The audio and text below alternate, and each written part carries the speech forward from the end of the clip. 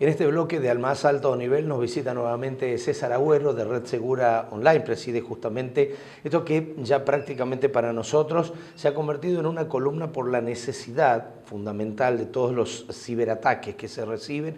Fundamentalmente también, y queremos aclarar porque todo esto de la virtualidad ha tal vez tenido alguna velocidad después de iniciada la pandemia que obligó o empujó a las empresas y a la gente a comportarse de otra manera, a comunicarse de otra manera, a hacer negocios de otra manera y por supuesto que los delincuentes encontraron también ahí una beta. César, bienvenido, muchas gracias. Igualmente, Marcelo, la verdad como siempre, ¿no? Un placer estar acá y hablar sobre un tema que estaba pendiente y la gente me lo pedía, me cruzaba y me decía, el tema del Bitcoin. Y el Bitcoin, un tema furor. Bueno, a ver, los grandes magnates también juegan un poco con el tema del Bitcoin, ¿no? Sí, cuando hablan bien, suben las acciones, baja cuando alguno dice algo no correcto, sí, o por lo menos que no va en la dirección del Bitcoin, pero también con el tema de las criptomonedas se han ya denunciado estafas. La Policía Federal actuó en Buenos Aires, se habla de Intensive Life, que además en la provincia llegó, fue un escándalo en la rural cuando hubo ya en la época de protocolo de pandemia una fiesta que era masiva. Todo eso llevó al escándalo y a poner en el tapete eso. Pero ahora hay otra información. Sí, no, y por ahí no estabas equivocado, Marcelo, con una realidad. Que es que los magnates por ahí están moviendo las cuestiones y vamos a hacer una pequeña intro para entrar en calor y la gente pueda entender un poquito más el tema este. A ver, en febrero, a principios de este año, el magnate Elon Musk, que es el directivo ejecutivo de Tesla, envió un mensaje, tuiteó algo que los dejó todos desconcertados. Compró 1.500 millones de Bitcoin. Te imaginarás que el Bitcoin subió, claro, pero, o sea, esta persona, un tipo tan visionario, que haga esa compra, obviamente que logró que empiece a moverse nuevamente el Bitcoin, ¿no es cierto?, con sus transacciones. Contrafuego de esto, a los pocos días envió otro mensaje, diciendo, los Bitcoin no los vamos a utilizar por ahora para que la gente pueda adquirir los autos. Marcelo, claro. 15-16% cayeron las transacciones Bitcoin, me hizo acordar, ¿no? Cuando el jugador Cristiano Ronaldo sacó esa marca de gaseosa, me hizo acordar igual. Las acciones que perdió. Totalmente, y bueno, pero esto... Todo esto se mueve por sensaciones, ¿no? Totalmente. Entonces es lo que uno percibe que puede ir bien o que puede ir mal sin que se haya movido de ahí. Sí, y bueno, por eso, y más bien, y apuntando a esta situación, porque no todo en la historia de Bitcoin, Marcelo, ha sido algo malo. En diciembre del 2017... el Bitcoin tenía un costo de cerca de los $20.000. O sea, $19.400 valía un Bitcoin. Mirá vos cómo se maneja esta moneda que a meses, o sea, a mediados de 2018, valía $3.000. O sea, tuvo una baja bastante marcada, de alguna manera, y produjo un cimbronazo en lo que es esta moneda, ¿no? Hay que ponerlo en claro, Marcelo, para que la gente también lo conozca. Sí. Muchos de estos expertos marcan que el Bitcoin tiene lo que se llaman ciclos de 4 años. ¿Ok? En estos ciclos de 4 años, en este 2021, estaría al final de 4 años de un ciclo. Evidentemente, esto, y al día de hoy, sabemos que el Bitcoin está siendo cotizado en cerca de los $65.000. Por otro lado, tenemos una cuestión que tenemos que saber. Hay gente optimista, Marcelo, que está apuntando que a diciembre de este año el Bitcoin llega a 100.000. Y hay otros que ya, creo yo, deliran, pero no sabemos, están apuntando a que el Bitcoin pueda llegar a los $250.000. Un Bitcoin. O sea, eso sería algo, la verdad, que bastante fantasioso, ¿no? Que llegue a tanto una moneda. Pero César, a ver, es que ¿cómo se mueve? ¿Quiénes son las instituciones responsables? Porque cuando uno habla del dólar, habla de la Reserva, del Tesoro de Estados Unidos, habla del Banco Central de la República Argentina, es decir, quienes marcan, en definitiva, bien o mal, para cada país o para el mundo, una tendencia, una perspectiva de acuerdo a la realidad. Acá yo decía que hay mucho de sensaciones, porque la gente creo que se metió, y mucha de la que ha sido estafada, sin saber con quién estaba del otro lado. Sí, bueno, hay una cuestión, y antes de entrar por ahí, Marcelo, a saber de lo que es puntualmente lo que es el Bitcoin, tenemos que saber que este tipo de moneda no lo organiza absolutamente nadie, no lo maneja absolutamente nadie. Entonces, puntualmente, esto lo que hace es que haya una forma anónima, si bien es cierto, de manejo de esta manera no se conoce. Pero puntualmente tenemos que apuntar, por ahí a saber una cuestión muy importante, Marcelo. ¿Cuál es? La cuestión de qué es el Bitcoin, porque todo el mundo se está preguntando qué es el Bitcoin, cómo se maneja, cómo viene, cómo funciona, cómo se lo obtiene. Y para eso, te digo, Marcelo, puntualmente, ¿qué es el Bitcoin? El Bitcoin es un tipo de criptomoneda y es una divisa virtual o digital. Esta divisa en principio fue creada para intercambiar dinero, hacer transacciones, puntualmente. Esta divisa, que por ahí en su principio, como te lo comentaba, no tiene un control en sí, porque ese es el problema, Marcelo, que tenemos. No hay alguien en el mundo, es una moneda ficticia, no es real, no es física.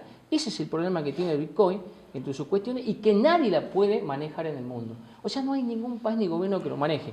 ¿Qué pasa con esto? Y cuando hablamos de divisas digitales tenemos que obligadamente poner en el tapete otras divisas, como el dólar y el euro también.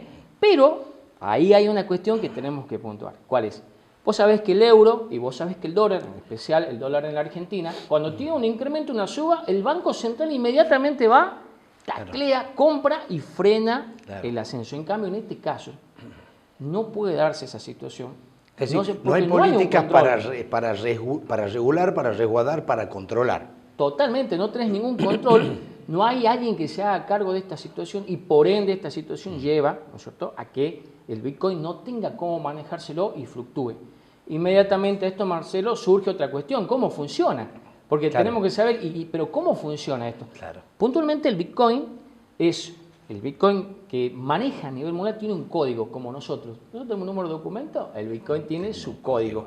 Y este se almacena en un monedero virtual o billetera virtual. Esta billetera virtual, sí, ¿te parece raro porque haces un juego? Sí. Esta billetera virtual, a su vez, tiene llaves privadas. Estas llaves privadas te van a permitir que vos puedas interactuar, comprar, hacer una transferencia, cualquier operación que puedas hacer con esta moneda, con estas llaves privadas. Pero puntualmente el Bitcoin está basado en una red descentralizada de computadoras distribuidas en distintas partes del mundo. Este grupo de computadoras se denominan blockchain o cadena en bloque. Este sistema tiene un sistema de seguridad de forma criptográfica. Es decir, no hay manera que lo puedas vulnerar. ¿Y cómo funciona? Puntualmente de la siguiente manera. Con acceso a una transacción, esa transacción se marca en uno de estos bloques, en uno de estos servidores y comunica a los demás equipos. Hay algo que sí lo que tenemos que saber, Marcelo, y es que este tipo de operaciones son operaciones que dentro de ese entorno digital, dentro de su entorno, es un entorno seguro. Pero ahí nace una siguiente cuestión, cuando hablamos de esto. ¿Y qué es lo que es, Marcelo? ¿Cómo se lo obtiene? ¿Cómo obtenés dinero, no? La persona que dice, bueno, me parece que puede ser lo más seguro, o ve cómo escala en su valor, dicen, bueno, tengo que aprovechar y subirme la ola. Quien tiene la posibilidad, por supuesto, de económica. Fíjate los valores, los montos que hablamos en la actualidad, ¿no? Bueno, hay 3 métodos, Marcelo, normalmente que se lo pueda obtener. Uno de esos métodos es muy sencillo. O sea, existen hoy en día distintas aplicaciones y plataformas que se fueron adaptando para poder comprar. Y apuntando al tema hay algo que hay que saber. Vos algo decías recién al principio y es real. Esto ha generado también interés en algunas empresas. Entonces, ya tomaron nota algunas empresas. Me hicieron acordar a Ricardo Sinis, que en Atlético tomaba nota de todo. Entonces, la gente, ¿viste? Algunas instituciones tomaron nota. Entonces, fíjate que Mastercard, una de las empresas más importantes que existen en el mundo, que es tarjeta de crédito, en una de las sedes que existe en el Banco de New York, en Mellon, ahí ya ellos desarrollaron aplicaciones, su app, y modificaron su plataforma para que sus propios usuarios puedan operar con este tipo de moneda. Y no muy lejos de eso, Marcelo, la compañía PayPal hizo lo mismo. PayPal también adaptó su sistema para que puedan los usuarios poder pagar o hacer alguna operación con este tipo de moneda. Pero sin ir más lejos, Marcelo, la forma de obtenerlo es tener una aplicación para que vos puedas comprar. La siguiente forma que se tiene para obtener es cuando vos, por ejemplo, querés vender tu auto o hacer alguna transacción a cambio de Bitcoin. Entonces, esa es la siguiente forma. Y la última, finalmente, Marcelo, en la cual se dice a través de un sistema de minería. Yo le contaba a un amigo sistema de minería, se fue corriendo a la ferretería, buscó un pico de minero y una pala, pensaba que era... No pasa por ahí. Claro, no pasaba por ahí, entonces le digo, pará que te explique, le digo cómo es el sistema. No te apresures. Claro, el sistema ese de minería, a las personas que se dedican a eso les llaman mineros. ¿Y cómo es el sistema en sí, Marcelo? El sistema funciona de la siguiente manera. Estas personas tienen en su poder servidores muy potentes. Estos servidores potentes lo conectan a la red descentralizada que existen y lo que hacen ellos es, por cada transacción que hagan los usuarios en los servidores de ellos, existe un sistema automático de recompensa o de premio. Cada vez que se efectiviza una transacción, recibe esa porción chiquitita, diríamos esa mínima. Un servicio, y por ese servicio... Totalmente. Más o menos. Esa sería puntualmente, Marcelo, la forma que se puede obtener este tipo de divisa, ¿no? Quedan, por supuesto, los detalles que tiene el mercado, ¿no? En definitiva, porque hay gente que ha sido estafada, empresas de Brasil, argentinos que allá habían realizado operaciones. Todo esto lo vamos a seguir desarrollando tal vez después con algunos otros casos y dando un tiempo a ver si sube o no sube, como vos decías, para aquello. Pero después de la pausa vamos a hablar también de lo que ha sido, sobre todo por la figura de Peteco Carabajal, que ha sido extorsionado a través de las redes y de los canales de televisión. Se ha mencionado esto como uno de los delitos que estábamos hablando y que lo hemos tratado acá, pero que vamos a repasarlo porque tiene que ver con fotos íntimas y con una extorsión específicamente a la figura. ¿Te Totalmente, parece? y ahí vamos a abordar en el próximo bloque, Marcelo, lo que es la historia, el nacimiento de este Bitcoin, porque ahí está vinculado mucho a lo que estás hablando. Bueno, vamos a la pausa, acompáñanos, tenemos más. Bueno, como lo prometimos, después de hablar de Bitcoin, pero va a estar relacionado todavía el tema, el concepto en este segundo bloque, estamos con César Agüero de Red Segura Online, que nos acompaña y nos ilustra, y hablamos del caso de Peteco Carabajal. Se conoció la semana pasada el tema de una extorsión que le hicieron a través de las redes, fundamentalmente, ¿no? Sí, sí, y te digo más, Marcelo, no tan solo Peteco, sino hay un sinnúmero de víctimas. Bueno, le tocó a Peteco, una persona pública, ¿no? Exacto, muy que lo conocida. conocemos mucho, pero existen muchas denuncias donde replican este tipo de estafa. Y voy a apuntar por ahí, porque es denunciado y ya lo vamos a ver también. Fíjate que el Departamento de Migraciones acá en Argentina, a través del malware, a través de un ransomware, que se lo denomina ransomware y es un malware, lo que hizo es secuestrar o tomar archivos de datos, de base de datos de migraciones, y pedían que se devuelva o se pague con Bitcoin.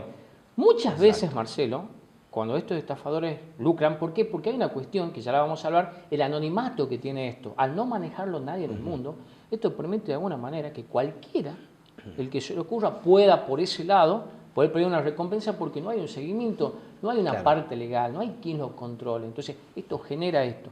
Pero por ahí, para conocer un poquito más de lo que son este tipo de estafas, Marcelo, tenemos que apuntar a lo que es el inicio, el origen de esto. En realidad esto habla de hace bastante tiempo que se habló de la creación del primer cajero automático. Incluso yo, en una de nuestras redes está la creación del primer cajero. Ya se hablaba del manejo digital del dinero. Ya hace tiempo, incluso lo dijimos al final del último programa, que en la década del 70, la década del 80 empezó a hablarse de alguna manera de esto. Pero puntualmente, a principios de 2009, surge un programador o un grupo de programadores, Satoshi Nakamoto, es el seudónimo que utilizaba, que lanzó un artículo. Ese artículo, ¿qué enunciaba?